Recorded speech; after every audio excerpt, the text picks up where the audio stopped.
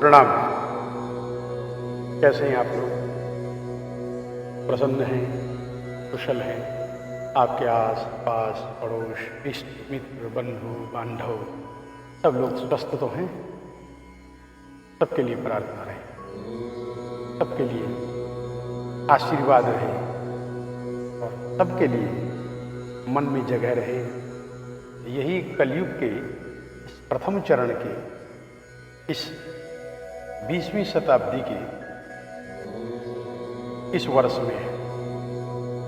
इस वर्ष का नाम ही, इस संवत्सर का नाम ही प्रमादी संवत्सर है। और जिस संवत्सर का जैसा नाम होता है वैसे ही उसके गुण भी होते हैं। तो हम लोग देख रहे हैं कि जब से ये प्रमादी संवत्सर का आरंभ हुआ है और अंग्रेजी के 2020 का शुभारंभ हुआ है, तब से विभिन्न उत्पात देखने को मिल रहे हैं। कुछ प्राकृतिक उत्पात हैं, प्रॉब्लम्स हैं, और कुछ हमारे मन में भी है। हमारी चित्त और हमारी वृत्तियां, जो हमारा माइंड और जो हमारा एक्शन है, वो कुछ डिफरेंट वे में है। तो इस मन को रोकना है, इस मन को समझाना है, इस मन को एक अच्छी दिशा में लेकर के जाना है।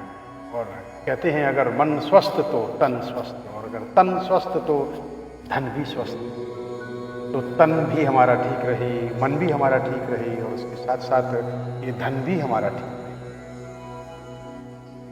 तो एक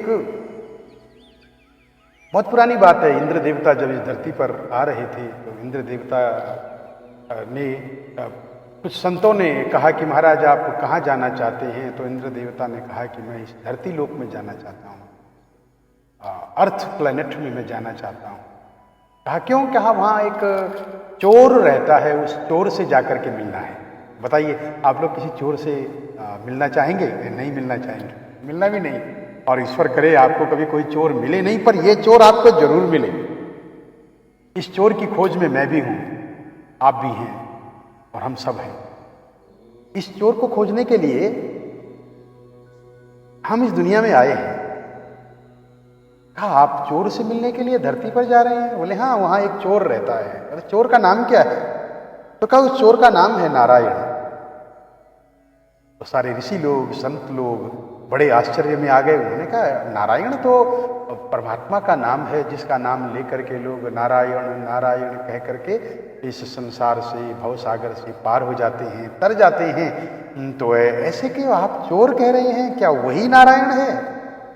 हाँ वो नारायण है, पर जानते हो वो क्या चुराता है? हाँ बताइए, तो वो चोरी क्या करता है? तो इंद्र देवता कहते हैं, जो देवताओं के राजा हैं, वो कहते हैं कि नारायणो नाम नरो नराणाम प्रसीद चौरः कथित पृथिव्याम् अनेक जन्मार्जित पाप संचयम् हरत्य शेषम् स्मृत मात्र एव यः। ऐसा चोर है जिसका नाम लेने से वो चोरी कर लेता है आपकी। आप अगर आप उसको जरा सा भी नाम ले लेते हैं ना एक बार, बस आपने प्यार से नाम लिया और उसने चोरी कर ली। ऐसा एक्सपर्ट चोर है। क्या ये तो बताइए कि वो चोरी करता क्या है? तो इंद्र देवता ने कहा वो चोरी करता है आपके अनेक जन्मों से, कई जन्मों से आपने जो संचय करके रखा है, अनेक जन्मों से आपने जो लुकाकर, छिपाकर, कलेक्ट करके, जो आपने कई जन्मों से पाप रखे हुए हैं ना। याद रखना, हम हो सकता है कि हमने कई जन्मों से पाप कर्म चुरा कर, छिपा करके रखे, एक जन्म के नहीं, इस जन्म के नहीं, बल्कि कई जन्मों के पाप हम लोगों ने छिपा करके अगर रखे हुए हो। एक बैंक बैलेंस चल रहा है, तो उस बैंक में हमारा अकाउंट है और उसमें हम लोग सारे पाप की डिलीवरी रख देते हैं, सारे पाप की इनकम रख देते हैं। वो पाप खत्म होने चाहिए। पुण्य तो आपको मिल ही रहा है, जो कुछ आपको इस लाइफ में मिल रहा है ना, आपके पास धन है, ऐश्वर्य है, हेल्दी लाइफ है, अच्छे लोग हैं, अच्छा पति है, अच्छी पत्नी है, अच्छे मित्र हैं, अच्छे बच्चे हैं, अच्छे काम करने वाले हैं, अच्छे गुरु हैं, अच्छे गाइड आपके पास हैं, तो आप ये समझ लीजिएगा कि पूर्व जन्म में आपने कुछ बहुत सुंदर कर्म किए हो, बहुत अच्छे कर्म। कर्मों का प्रताप है भाई, कि जब जब आप जन्म लेंगे तब तक आप उन कर्मों का जो आपने बैंक बैलेंस किया हुआ है वो भोगेंगे आप। तो अगर अच्छा मिल रहा है तो इसका अर्थ ये हुआ कि आपने पूर्व जन्मों में बड़े सुंदर सुंदर काम किए हैं, उसका बेनिफिट आपको मिलेगा। इस पर अपने पास नहीं रखते, वो आपको दे देते हैं, करुणामय है।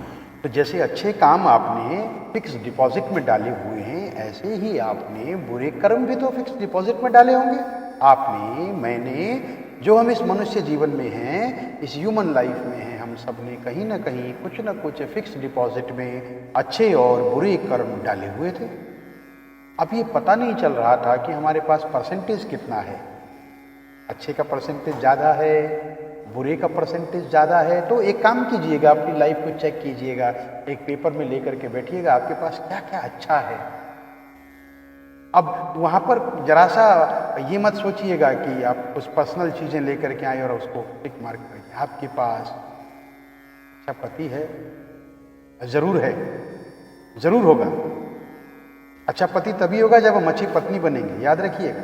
आपके पास अच्छी पत्नी है, ताबोले तहान, ऐसा ही तो कहते हैं ना, ताबोले तहान, आई कैनॉट। तो आप अच्छे पति तब हैं, अच्छी पत्नी तब आपको मिलेगी जब आप अच्छे पति बनेंगे। इसके लिए आपको खुद अच्छा बनना पड़ेगा। ये मैं नहीं कह रहा हूँ, भगवान श्री कृष्ण श्रीमद् भगवद गीता, उद्धरेत आत्मनात्मानम आत्मानम नावसादहि। हे अर्जुन, अपना उद्धार करो, अपने बारे में बुरा मत सोचो, आप अपना डेवलपमेंट करो, सेल्फ डेवलपमेंट। आप अच्छे बन जाओगे, दुनिया अच्छी बन जाएगी। आप बुरे बनोगे, दुनिया आपके साथ बुरा व्यवहार करेगी। और अगर बुरा हो रहा है तो कहीं ना कहीं आपके कर्मों का जो डिपॉजिट है उसका भुगतान चल रहा है। अच्छा अगर हो रहा है तो बैंक में रखा हुआ जो अच्छा डिपॉजिट आपने किया है जन्म जन्मांतरों का, वो आप भोग रहे हैं। ये बड़ा भारी है, जरूरी जानना। तो कागज में चेकलिस्ट लेकर के चले, उस पर लिखे मुझे पत्नी कैसे मिली, मुझे पति कैसा मिला, मुझे माता पिता कैसे मिले, मुझे सगे संबंधी नातेदार रिश्तेदार कैसे मिले, मुझे पुत्र पुत्री बहू किस प्रकार की मिली, मुझे नौकर कैसे मिले, मुझे दोस्त कैसे मिले, मुझे एनवायरनमेंट किस तरह का मिला। अब आप देखेंगे आपके पास मार्क्स कितने आए, फिर आप देखेंगे कि आपके पास अच्छा बहुत ज़्यादा परसेंटेज में था, क्योंकि आपने पूर्व जन्म में बहुत अच्छे अच्छे कर्म। हमारी सारी कथाएं जितनी हैं सारी पूर्व जन्मों के ही कर्मों का फल इस समय इस पृथ्वी लोक में आकर के भोगने का एक डायरेक्शन है। भगवान श्री कृष्ण भी अपनी अवतार लेने से पहले, जन्म लेने से पहले मां देवकी के पास और पिता वसुदेव के पास खड़े होकर के कहते हैं कि हे माता, आज ही नहीं, ये मेरा तीसरा जन्म है। इससे पहले 2 बार मैं आपके गर्भ से जन्म ले चुका हूं और मैंने 3 बार आपकी तपस्या को देखकर उससे प्रसन्न होकर 3 बार आपको माता बनाने का सुख मैं दूंगा और आपका पुत्र बनूंगा। ये 3 बार मैंने आपसे एग्रीमेंट किया था। आज ये तीसरा कृष्ण जन्म है। इससे पहले उपेंद्र बामन बन करके मैं आया।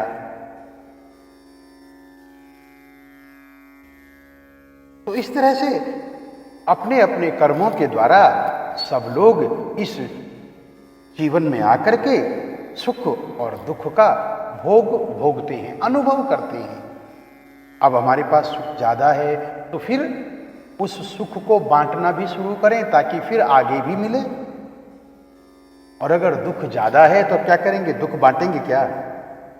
तो दुख बांटना नहीं है बाबा, अगर आपके जीवन में दुख है तो ये समझ जाएं कि किन्हीं जन्मों की सजा मिल रही है।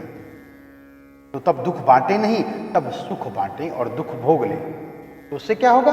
ताऊ से आगे वो दुख कैरी फॉरवर्ड नहीं होगा, नंबर 1। नंबर 2, वो दुख सुख में कन्वर्ट हो जाए, आपको आशीर्वाद प्राप्त होगा। यही वो समय है। तो जन्म जन्मांतर के जो पुण्य किए हुए थे, उन पुण्यों का प्रताप आपके जीवन में आपको बहुत सारी चीजें मिल चुकी हैं। लेकिन अगर आपने पाप भी इकट्ठा किया था तो उस पाप का भी निर्मूलन होना चाहिए, कट ऑफ होना चाहिए, स्वीप ऑफ होना चाहिए, समाप्ति होनी चाहिए, वाइप ऑफ होना चाहिए। वो कैसे होगा? तब इंद्र देवता ने कहा कि नारायण नाम का एक दूर है जो अनेक जन्मों के अर्जित पापों को एक बार नाम लेने से चुरा लेता है। देखिए, पुराने समय में जब हम बैंक में जाया करते थे तो बैंक की एक स्लिप भरा करते थे। उस स्लिप में आपका नाम होता था, आपका अकाउंट नंबर होता था, उस अकाउंट नंबर के साथ आपके सिग्नेचर होते थे। वो सिग्नेचर लेकर के आप उसको आगे फॉरवर्ड करते थे, वहां से आपको एक टोकन मिलता था। उस टोकन के अकॉर्डिंग आपको बुलाया जाता था टोकन नंबर से और आपको पैसा दिया जाता था। तो ठीक उसी प्रकार से कि जैसे आपने अपना जीवन का नाम लिया, उस नाम का आपने जैसे सिग्नेचर किया अपना, और सिग्नेचर करने से आपको पैसा मिल गया। लेकिन पैसा तभी मिलेगा जब आपके अकाउंट में होगा, और आपके अकाउंट में भी पैसा है लेकिन आपके सिग्नेचर टैली नहीं हो रही है। तो सिग्नेचर टैली करने का मीनिंग है नारायण का नाम, ईश्वर का नाम, भगवान का नाम, और भगवान का बताया हुआ काम जीवन में करते चले जाएंगे। तो याद रखिएगा, नारायण आपके पापों को चुरा लेंगे और आपके पुण्य को बढ़ा देंगे। ये सब आपके और हमारे हाथ में है।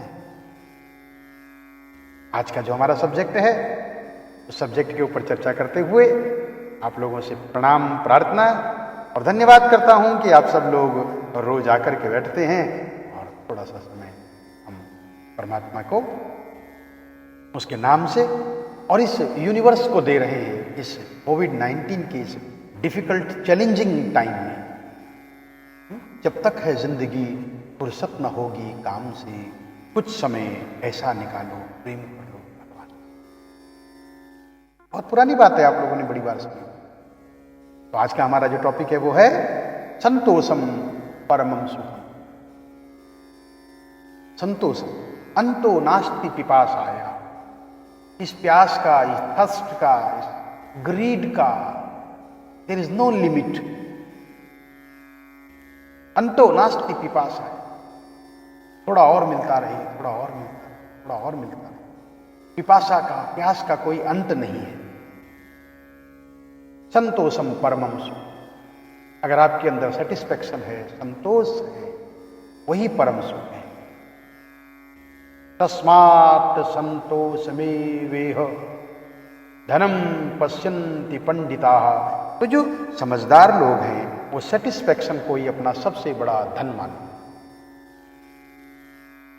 मिलियन बिलियन कमाने के बाद भी अगर संतोष नहीं आया, सेटिस्फैक्शन नहीं आया, फिर भी ग्रीड बना रहा, तो जिंदगी का मजा नहीं है। थोड़ा कमाया लेकिन उसमें संतोष, सेटिस्फैक्शन डाल दिया। I am satisfied, I am happy, thank you very much, thank you God for everything. बच्चों को पढ़ाई जाती है एक छोटी सी स्टोरी और एक राइम सिखाई जाती है। उसमें बच्चों को सिखाया जाता है, thank you God the food we eat, thank you God for everything. और वो बच्चे ही गाते हैं, बड़े नहीं गाते। एक दिन मैं अपने बच्चों के साथ बैठ करके एक स्टोरी देख रहा था। उनकी वो स्टोरी टेल की एक सीडी में लेकर के आया, तो उसमें बच्चों को तो समझ में नहीं आया लेकिन मुझे उसमें बड़ा आनंद आया। मैंने उसको पिकअप किया और मैं वो सब आज आप लोगों के साथ डिलीवर करता हूं, आप लोगों को समर्पित करता हूं। एक फिशरमैन है और उसकी वाइफ बहुत गरीब है, वेरी पुअर फैमिली, टूटा फूटा घर है। गांव में नदी के किनारे रहते हैं, पहनने को अच्छे कपड़े नहीं है, खाने को कुछ अच्छा भी नहीं है, अच्छा घर भी नहीं है। फिशरमैन वॉज वेरी सेटिस्फाइड, बहुत संतोष और बहुत आत्मसुख वाला आदमी, जितना है उतना बड़ा सुखी रहता है। लेकिन उसकी वाइफ जो है वो थोड़ा सा उससे अलग है। वो बुरी नहीं है लेकिन उससे अलग है। जहां फिशरमैन में गरीबी में भी बड़ा सेटिस्फेक्शन है, वहां उसकी वाइफ में कुछ पाने की इच्छा है। ये गलत नहीं है। एक दिन शाम के समय पर फिशरमैन ने अपनी पत्नी से कहा कि सुनो, कुछ खाना बनाया जाए कुछ डिनर के लिए, क्योंकि मुझे बड़ी भूख लगी है। तो उसकी पत्नी ने कहा, आप भोजन की बात कर रहे हैं, यहाँ तो कुछ भी नहीं है आज। जाइए पहले नदी से एक मछली पकड़ करके लाइए, उस फिश को लेकर के आओ, तो आज शाम को वही फिश बनेगी और उसी को खा करके गुजारा करेंगे, बाकी हमारे पास आज कुछ है नहीं।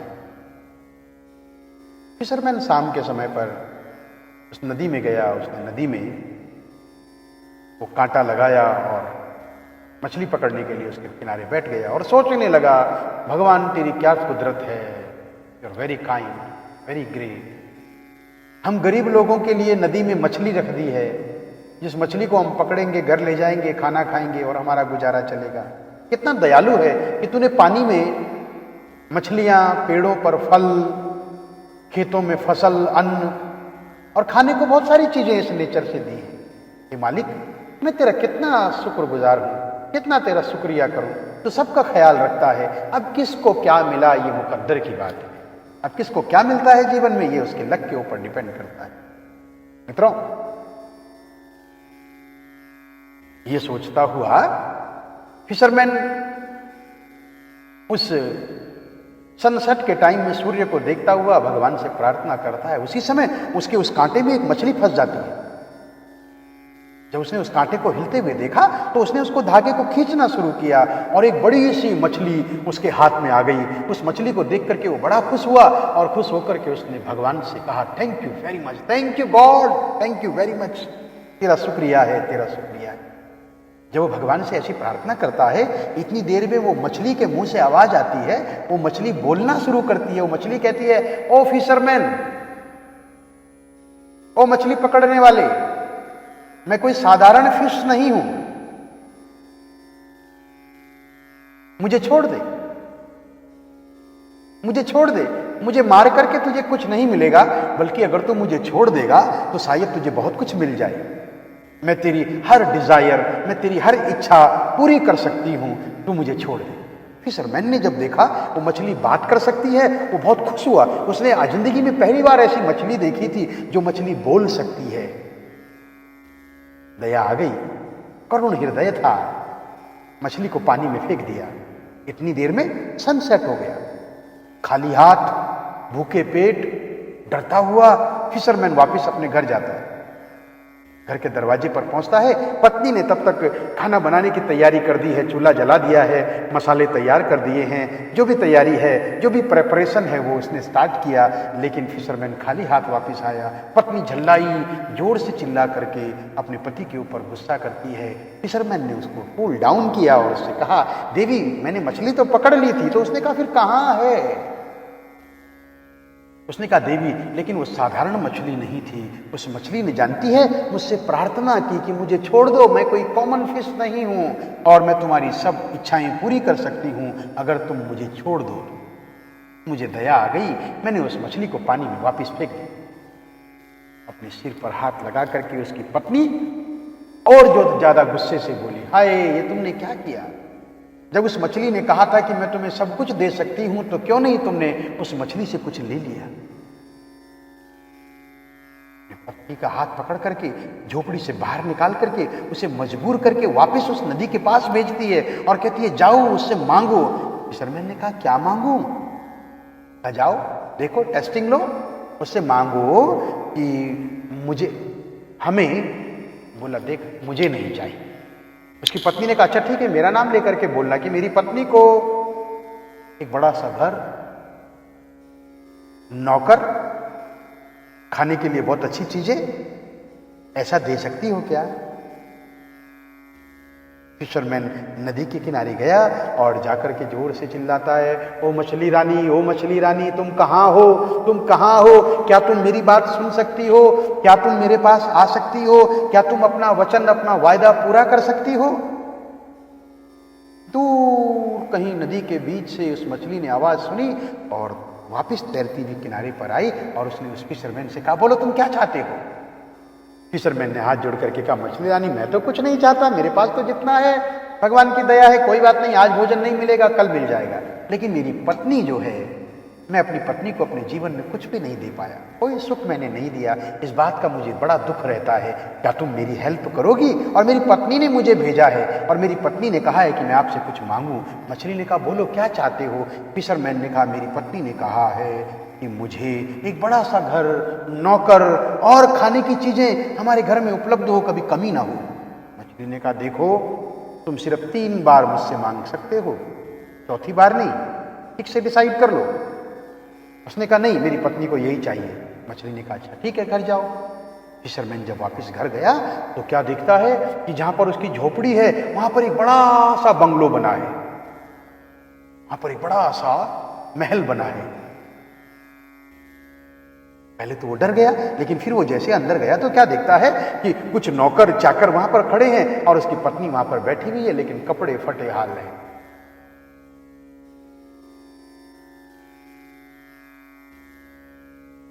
फिशरमैन ने अपनी पत्नी को देखा, बोला, देखा तुम्हारे पास घर भी आ गया, नौकर भी आ गए, खाने की सारी चीजें हैं। बोला, लेकिन देखो ना, हमारा तो जो कपड़े हैं वो ऐसे बड़े हुए, तो क्या हुआ, हमारे पास कपड़े तो अच्छे होने चाहिए। तुम्हारी मछली बड़ी कमाल की है, जाओ उस मछली के पास दोबारे जाओ और जाकर के उस मछली से अब की बार कुछ और मांगना। कहा, क्या मांगू, मुझे तो मांगना भी नहीं आता।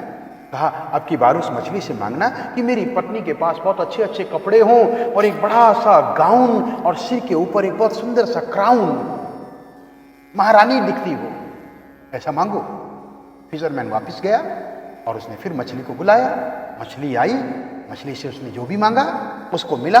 फिशरमैन वापस घर आया, अपनी पत्नी को देखता है एक सुंदर सफेद बड़े से गाउन में सजी हुई दुल्हन की तरह, परी अप्सरा की तरह उसकी पत्नी दिखाई दे रही है, जिसके सिर के ऊपर चमकता हुआ एक क्राउन है, एक मुकुट है। अब सारी चीजें घर में कंप्लीट हो गई। फिशरमैन बड़ा खुश हुआ अपनी पत्नी को देखकर। पत्नी ये सब देख करके बड़ी खुश हुई, अब तो मेरे पास सब कुछ आ गया। She was very happy. आप लोगों तक मेरी आवाज आ रही है? क्योंकि एकदम सुनसान सा हो गया है पेज। आप लोगों तक आवाज क्लियर है? आप लोग सुन पा रहे हैं? अगर सुन पा रहे हैं तो मुझे मैसेज भेजें। आप लोग चुपचाप बैठ करके देखते हैं तो पता ही नहीं लगता कि मैं आप तक पहुंच पा रहा हूं या नहीं। जी हाँ, इसी तरह से मुझे भी बताते रहिए ना, नहीं तो ये वन साइडेज हो जाएगा, सिर्फ आउट गोइंग होगी, इनकमिंग नहीं हो रही है। इनकमिंग का मीनिंग है कि जब आप ठीक से सुन पा रही हैं। इसके बारे में मैं आपको एक बात बताऊंगा और आप सब लोगों को भी थैंक यू बोलना चाहिए। आप जरूर बोलेंगे आज thank you. Yes, thank you very much. मुझे पता लगा कि आप लोग सुन पा रहे हैं, मैं आप लोगों तक कनेक्ट हूं। Thank you. तो हम कहां पर थे कि उस फिशरमैन ने जब अपनी पत्नी को देखा, 2 बार मांग चुका है। पहली बार में उसने एक बड़ा सा घर, महल और एक बड़ा सा गाउन और सिर पर क्राउन और ये सब चीजें मांगी थी, वो मिल चुकी थी। अब 3rd टाइम आया, पत्नी ने अपने पति से कहा, फिशरमैन से कहा, एक बार फिर से जाओ और जाकर के उस मछली से मांगो। फिशरमैन ने कहा, देवी बहुत कुछ हो चुका है। मछली ने कहा था 3 बार से ज्यादा नहीं दूंगा, 2 बार तो तुमने मांग लिया, अब जितना है उतने में संतोष करो। संतोषम परमम बी सेटिस्फाई, हमारे पास सब कुछ आ गया है। तो फिशरमैन की वाइफ के अंदर ग्रीड पैदा हो गया। उसने कहा, नहीं नहीं नहीं, आपको जाना पड़ेगा दोबारे से उससे और उस मछली से फिर से मांगना। अब फिशरमैन ने कहा, अब मांगने की क्या जरूरत है, सब कुछ तो आपके पास आ गया है, अब आपको क्या चाहिए? ज्यादा लालच अच्छा नहीं होता। लेकिन फिशरमैन की वाइफ कहाँ मानने वाली थी, उसने उसको फोर्स किया। तो फिशरमैन ने कहा, अच्छा ये तो बताओ कि मैं उससे क्या मांगूं। का इस बार मछली से कहना कि मेरी वाइफ को वो सब देना जो वो डिजर्व करती हो, क्योंकि घर आ गया हमारे पास, क्राउन आ गया, गाउन आ गया, बैंक बैलेंस हो गया, अन्न धन सब कुछ आ गया, अब कुछ और ऐसा मांगो कि जो मैं डिजर्व करती हूं। फिशरमैन, भोला आदमी, गरीब आदमी, लेकिन बड़ा मस्त आदमी, बड़ा धार्मिक आदमी, वो वापस नदी के किनारे जाकर के मछली रानी को बुलाता है, मछली रानी तुम कहाँ हो? मछली रानी तुरंत आती है, बोलती है बेटा आप क्या चाहते हो? तो उस फिशरमैन ने कहा मेरी पत्नी की एक लास्ट डिमांड है, ये थर्ड है, लास्ट है, उसकी डिमांड है कि उसे वो सब कुछ मिले जो वो डिजर्व करती हो। क्या आप ऐसा कर सकती हैं? मछली रानी ने कहा जाओ, ऐसा ही हो, तथास्तु, जाओ अपने घर। फिशरमैन दौड़ता हुआ अपने घर के पास पहुंचता है कि मेरी पत्नी को न जाने अब क्या मिला होगा और मेरी पत्नी कितनी खुशी होगी, कितनी प्रसन्न होगी। ये सोच करके जब फिशरमैन अपने घर पहुंचता है तो देखता है जहां महल था वहां पर वही पुराना झोपड़ा है। वाइफ जिसने पहले एक सफेद रंग का बड़ा सुंदर गाउन पहना हुआ है, उन्हीं पुराने फटे कपड़ों में थी, सिर पर उलझे हुए बाल, नो क्राउन, सब कुछ फटे हाल। वही गरीबी वापिस आ गई, वही दरिद्रा, वही पुअरिटी वापिस आ गई। ये सब कैसे हुआ, कैसे हुआ, कैसे हुआ?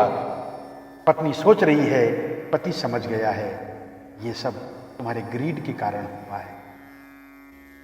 Moral of the story, what we deserve. Ramcharitmanas कहती है भाग्य छोट अभिलाष बड़।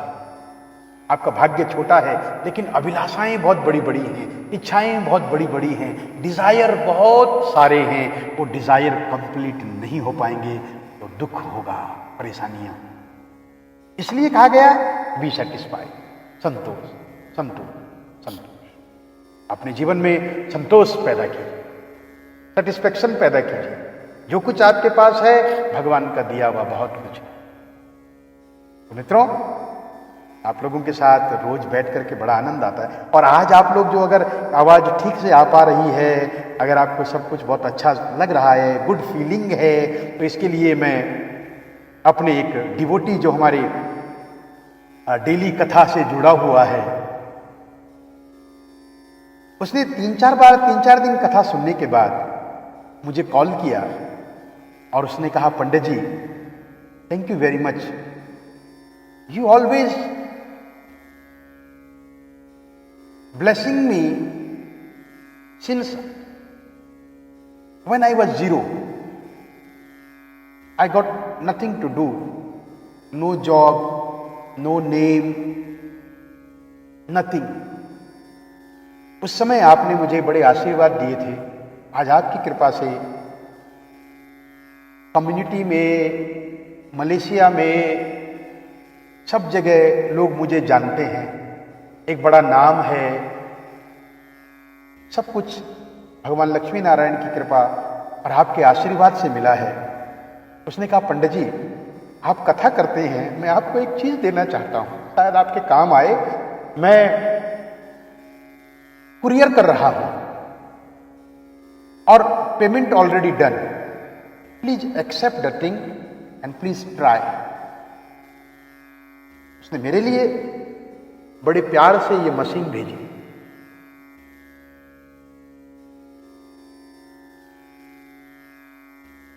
इस मशीन से क्या होता है कि मुझे माइक लगाने की जरूरत नहीं है। इस मशीन से वो म्यूजिक भी कंट्रोल्ड, वॉइस क्लियर और फोन तक वो अटैच होता है और आप तक मेरी आवाज पहुंचती है।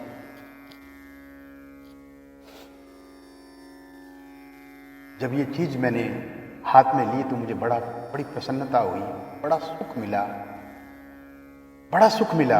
इसलिए नहीं कि उसने मेरे लिए ये चीज भेजी है, इसलिए कि उसने ग्रुप में ये सब चीजों के लिए, सबके लिए भेजी है।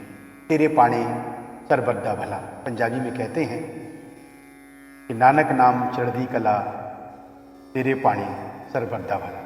और उस बच्चे का नाम भी इसी सेंटेंस में है कि नानक नाम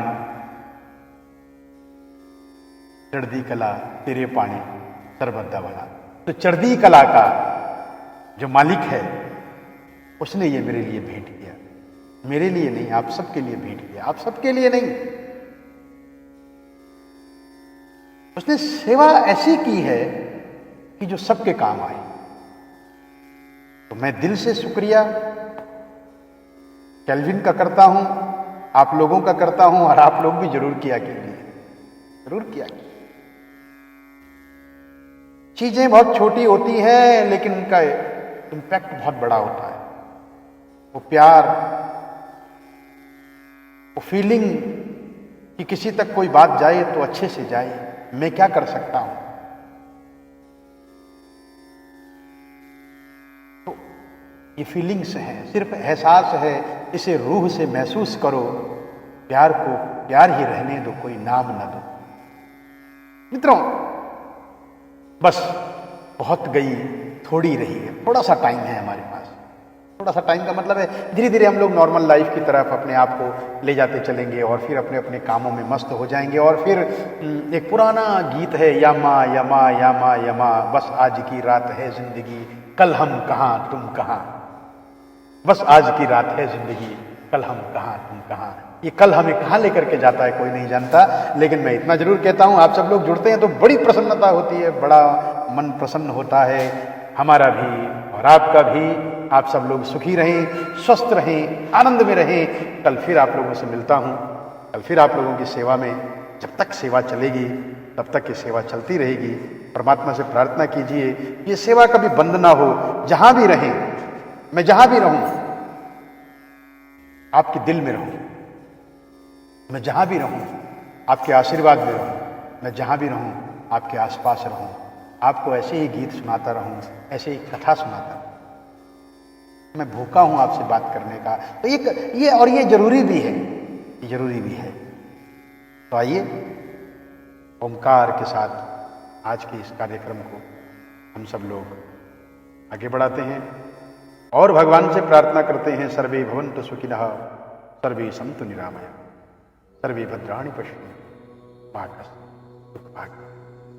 ओम शांति शांति।